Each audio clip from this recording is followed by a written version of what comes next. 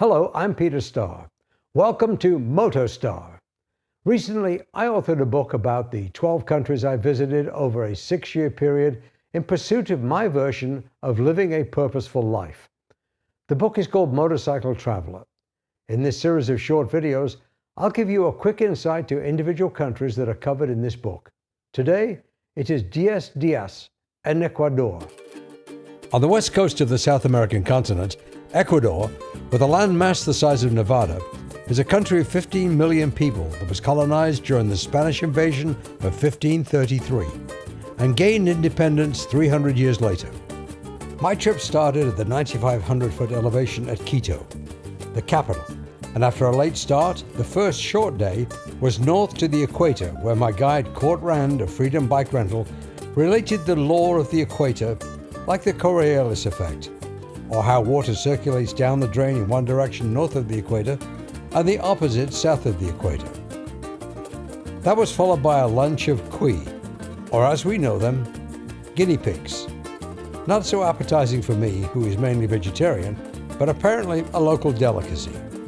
From there we had a delightful ride along country roads to Mindo, famous for its chocolate. Motorcycles are a large source of transportation, and it's not unusual to see a whole family on one bike, with a dog in trail. The following day, we headed further west towards the coast and the town of Pedernales, then south to the beach town of Canoa.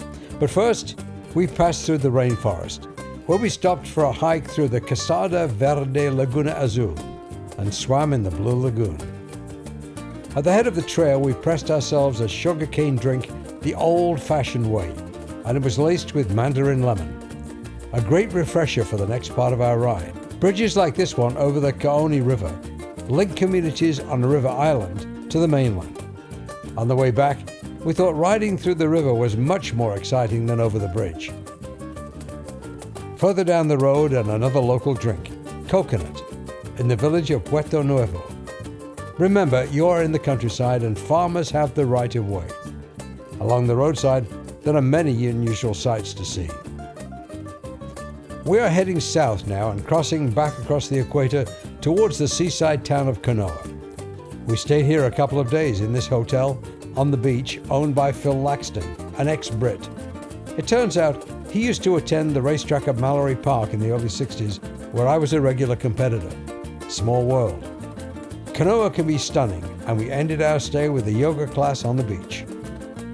From Canoa, we headed south along the coast road to Bahia de Caracas, where they were still celebrating Christmas. Further down the road, we stopped for lunch. Court did not catch this. These are frigate birds, a native of these coasts and to the Galapagos Islands. At the town of Manta, we got to look at the building of traditional wooden fishing boats right there on the beach, and eat raw tuna, fresh, caught that morning. The ever-present pelicans were fighting over the scraps. From Puerto de Cayo, we headed inland to Yipiyapa, and then on the main road south to Guayaquil, stopping occasionally to sample the local coffee. Guayaquil is the largest city in Ecuador, and the main port. It's an old city with lots of color and character, but as a motorcycle rider, I soon wanted to be back on the open country roads. So we headed further south through mile after mile of banana plantations before heading east and into the mountains and the small town of Zaruma. As soon as we started to climb the mountain roads, the rains came, and they came hard. Zaruma is an old gold mining town where there is still gold even today, and some of the art may have been modeled after European art, such as this similar statue to Belgium's Mannequin Pis. The road from Zaruma to the next town of El Cisne took us on mainly dirt roads that are rarely used.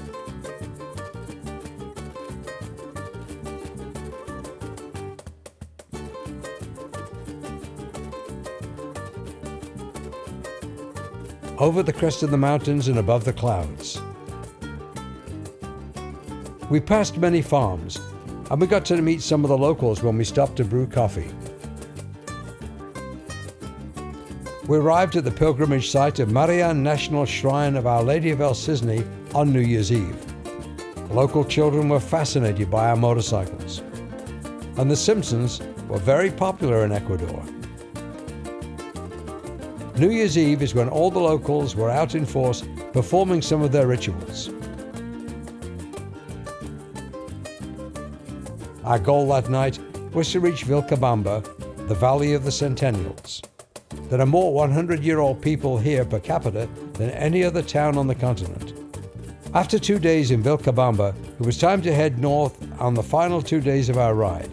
But the adventure was not to end so soon. A lunch stop in Saraguro gave us an opportunity to talk with a local motorcycle dealer and meet some of the local indigenous people.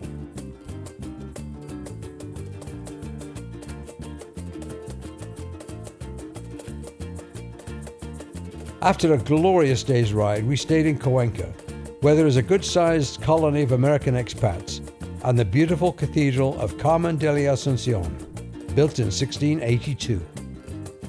The following day's ride took us to a small town of Alausi. Dominating the landscape is the monument to St. Peter, the patron saint of the town. Our ride north from Alausi was eventful to say the least. High on the mountain road, an indigenous woman leapt into the road without looking and was hit by my riding companion Court. The experience brought out the local federales, who actually were very friendly and had dinner with us before taking Court to jail in Alausi for the night. Thanks to the intentional technical error by our newfound friends, the federales, Court was quickly released the next day on a technicality. Fortunately, the woman was not seriously hurt and all was made good. The complete and more detailed account is in the Ecuador chapter in my book. From Alausi, we traveled north past Chimborazo, the active volcano that is over 20,000 feet. We passed it at the 15,000-foot level. It was a grand sight, but quite cold. We spent that night in Baños before heading back to Quito to end my 1,400-mile ride with about 250 miles on dirt roads. And another ride on my bucket list accomplished.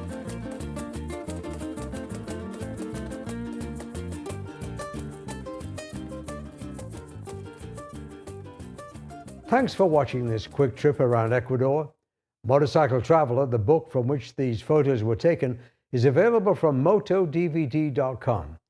It comes with an accompanying DVD containing many video pieces from the 12 countries featured in this large format coffee table book. Peter Starr's Motorcycle Traveller is a weighty tome, as befits a real coffee table book. It's full of excellent colourful photographs that are a great mix of motorcycle-related shots and general interest ones. Reading it really made me want to visit Israel, Finland, Poland, Romania and New Zealand for the first time, and also to return to the fascinating country that's Thailand. And there are 6 other countries entertainingly described as well. This is a great book, great photography, really good writing. It makes me want to go on a motorcycle adventure. Pick it up, you can't go wrong. So I've just finished reading the latest book by author and director Peter Starr. It's packed with stories of real-life adventures in 12 different countries over the course of a decade, all on 2 wheels.